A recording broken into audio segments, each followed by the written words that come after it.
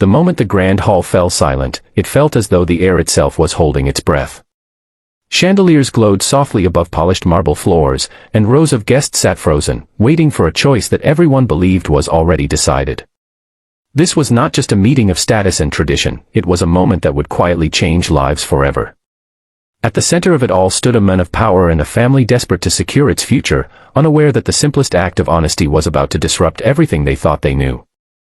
Before we go further, if you believe in kindness, second chances, and stories that remind us that true worth goes deeper than appearances, please take a moment to like this video, share it with someone who needs hope, and subscribe to Kindness Corner.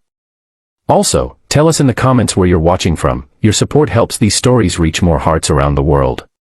The Duke, named Alaric Hawthorne, was known across the region not only for his wealth but for his quiet principles. He had inherited a vast estate, generations old, along with a reputation for fairness that felt rare in elite circles. When he arrived at the Whitmore estate that afternoon, everyone assumed his purpose was simple. The Whitmore family had 2 daughters, and tradition dictated that alliances were formed through appearances, prestige, and social approval.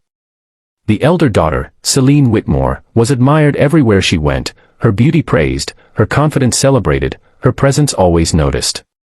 The younger daughter, Mara Whitmore, stood just a step behind, often overlooked, her calm nature mistaken for insignificance. Mara had learned early in life how invisible someone could become without ever leaving the room.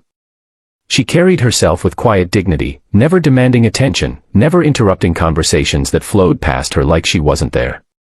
While Celine was guided toward ballrooms and admiration, Mara found comfort in the estate's gardens and libraries, learning to listen rather than shine.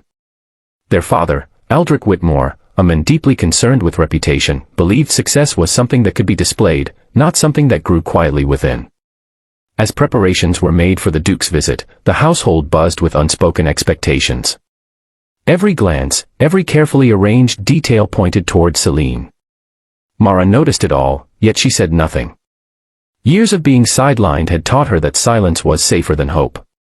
She did not resent her sister, but she understood her place, or so she believed. When the moment came, Aldrich Whitmore guided the Duke through the hall with practiced confidence. He spoke at length about family legacy, prosperity, and the importance of outward excellence. Without hesitation, he gestured toward Celine, presenting her as the obvious choice. To him, the matter seemed settled before it had even begun. But Alaric Hawthorne was not listening to what was being offered, he was observing what was being revealed. He noticed how Celine smiled effortlessly, accustomed to admiration. He also noticed Mara, standing quietly at the edge, hands folded, eyes thoughtful, neither seeking attention nor shrinking from the moment. There was a stillness about her that did not come from weakness, but from self-awareness. As the room waited for his response, Alaric felt something unexpected, a sense of clarity.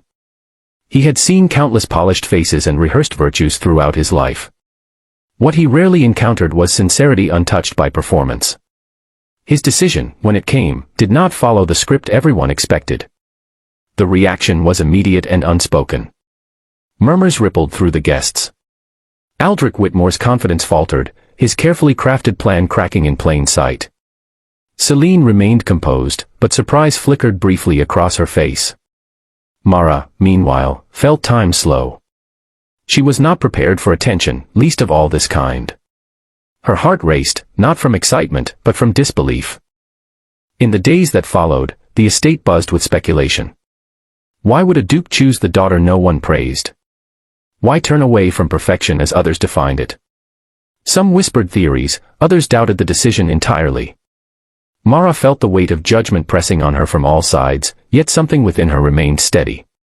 For the first time, she was not being chosen despite who she was, but because of it. As arrangements were discussed and plans formed, Alaric took time to know Mara beyond appearances. He learned of her love for learning, her compassion for those who worked quietly behind grand walls, and her belief that dignity was not something granted by status. Mara, in turn, saw men who valued depth over display, whose authority came from responsibility rather than pride. Not everything was easy. Aldrich Whitmore struggled to hide his disappointment, and society's expectations loomed heavy. Mara faced moments of doubt, questioning whether she truly belonged in a world that had never made space for her. Yet with every step forward, she realized that being overlooked had given her strength others never needed to develop. Slowly, perspectives began to shift. Staff members who had long noticed Mara's kindness felt seen through her eyes. Guests who once dismissed her found themselves surprised by her insight and grace.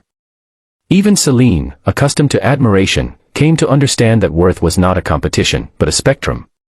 Mara's journey was not about becoming someone else. It was about allowing herself to be visible without changing who she was. She learned that rejection had never defined her, it had prepared her. And Alaric, in choosing her, had not rescued her, he had recognized her. As the seasons changed and the story spread, the tale became less about a duke's unexpected choice and more about the quiet power of authenticity. People spoke of how true value often stands silently, waiting for someone willing to see beyond the obvious. If this story is touching your heart, please pause for a moment and engage with it, like the video, share your thoughts, and let us know if you believe kindness can change destinies. Near the end of the celebration that marked their union, Mara looked around not with triumph, but with gratitude. She had not been chosen because she fit an image, but because she embodied something real. And that realization, more than any title or recognition, was her greatest reward. Before this story ends, we have one special request. Please comment the word "seen" if you believe that quiet hearts deserve recognition too. Because sometimes, the most powerful choice is not the one everyone expects, but the one that finally sees the person who was always there.